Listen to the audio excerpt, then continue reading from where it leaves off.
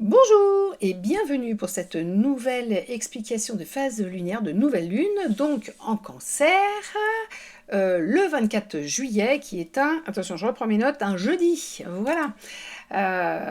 Et on explique ça tout de suite.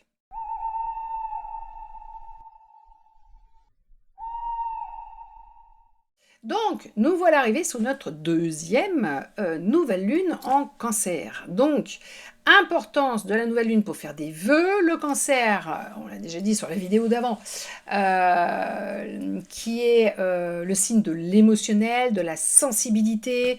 Alors, sensibilité, on l'a dit, hein, bisounours, grand amoureux de l'humanité, tout ça, mais pas neuneu non plus, parce que le Cancer, quand on le pousse à bout, il a quand même de la réserve pour se défendre avec ses pinces. Alors c'est pas agréable, parce que quand il vous chope, mais c'est que vraiment là par contre vous l'avez cherché, et avant de déclencher le système d'alarme du pauvre Cancer, ça veut dire qu'il en a vraiment bavé, bouffé, et que là il n'en peut plus. Donc voilà, attention Cancer, parce que c'est des gens extrêmement gentils, adorables, voilà, qui font tout ce qu'ils peuvent pour essayer de ménager la chèvre et le chou dans le relationnel humain. C'est un peu nos bouffées d'oxygène humaines, on va dire, dans toute cette histoire-là. Voilà, donc on est sur cette nouvelle lune-là, 2 phases lunaires en Cancer, ça veut dire qu'en fait cette année, il faut qu'on bosse l'émotionnel. Il faut qu'on travaille sur l'émotionnel. Pourquoi? Parce qu'on est sur cette année 9, cette année de pardon, de bilan, de demander pardon. Et qu'est-ce qui nous empêche de pardonner? Qu'est-ce qui nous empêche de demander pardon quand on a fait des bêtises et qu'il faut quand même bien le reconnaître, hein? Parce que ça sert à rien d'attendre que les autres vous demandent pardon si vous n'êtes pas foutu de demander pardon non plus.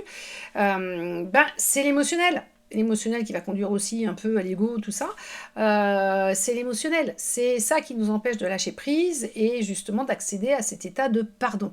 Donc il faut absolument calmer cet émotionnel pour pouvoir retrouver l'esprit clair, hein, et puis prendre de la hauteur et pouvoir lâcher prise et demander pardon ou pardonner.